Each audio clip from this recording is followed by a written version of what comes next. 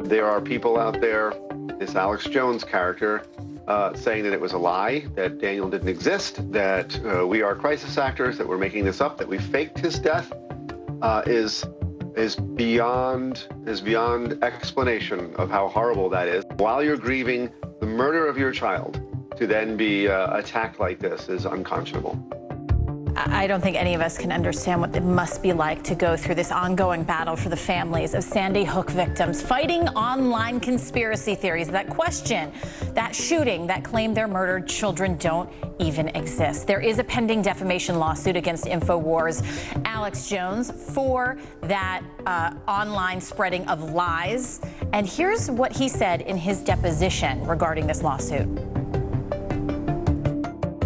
I'm not the only person to question Sandy Hook, and I legitimately asked those questions because I had concerns. This is all just cold-blooded, fit because Hillary lost the election.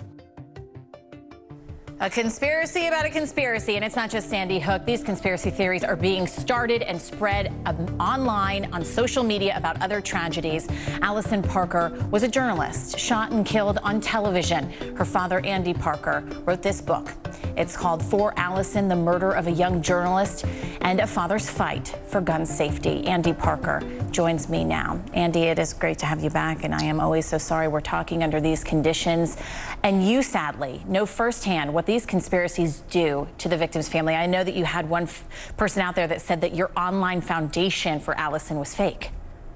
Right. Lynn, thanks for having me on. Yeah, sadly, I'm part of a club that no one wants to join.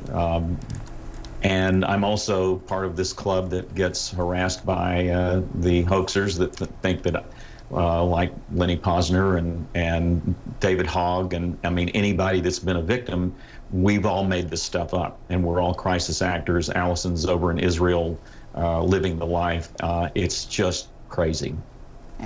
Crazy as it is, it's a fight that these people have to go to the courts to resolve, which is what is so unimaginable about it. And a lawyer for Alex Jones said in the Washington Post, "Is emotional harm more important to protect than free speech? We believe," he says, "protecting speech matters more than emotional safety." What do you make of the fact that he's saying it doesn't matter that these families or people like you are devastated?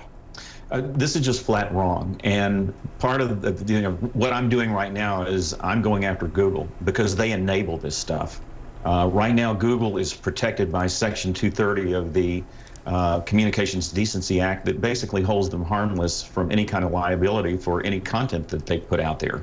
Well, we have asked repeatedly. I'm working with Georgetown University Civil Rights Law Clinic.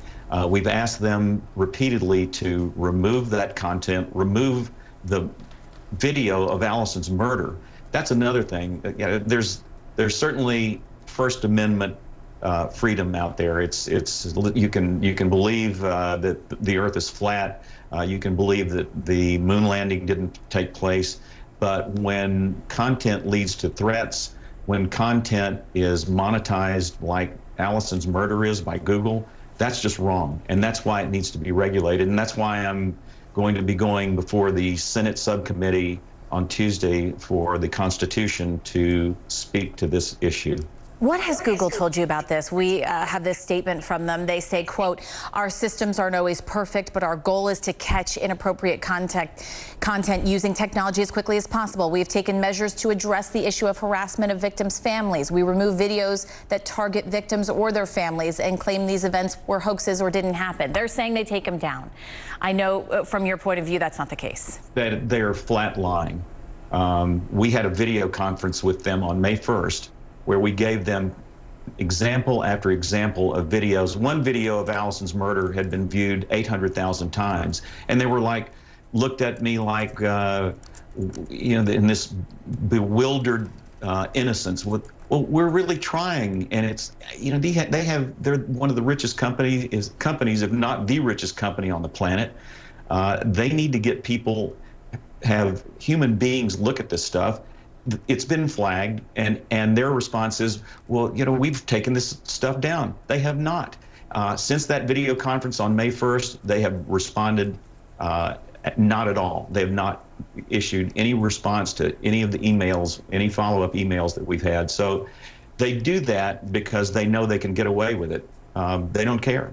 Yeah, you know, we want to talk about what you're doing on Tuesday, but also look at last Tuesday and that Virginia legislature that abruptly adjourned without taking up or tackling gun control measures. And Allison's former boyfriend was there. He is now a delegate there in Virginia. He spoke passionately before these lawmakers. You were standing there as you listened to him pleading for sensible gun reform laws. What was your reaction that they just didn't take it up? Well, he was magnificent. I was so proud of him, and I know that Allison would be too. But what we both witnessed on Tuesday was simply a disgraceful act of cowardice on the part of the Republicans in the Virginia General Assembly. And these people, they abrogated their responsibility to the people of the Commonwealth by once again kicking the can down the road. And they wouldn't vote on a handful of bills that an overwhelming majority of Virginians, including gun owners, want to see enacted.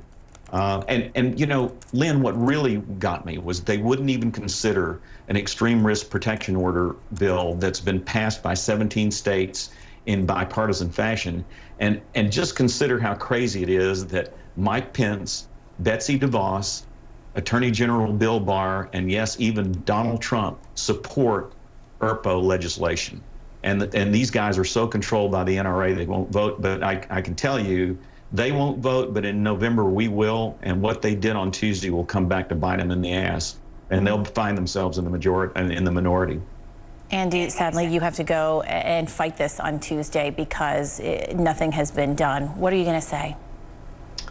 I'm going to tell them essentially what I just said, that in terms of content, Google needs to take responsibility. The onus should not be on me or Lenny Posner or David Hogg or any of these, the Virginia Beach people that have also been victimized by hoaxers. It shouldn't be on us to remove this content. Google needs to do it, and if not, we'll regulate them. Andy Parker, thank you for taking the time to be with us, and we wish you well and what's ahead. We're back after this.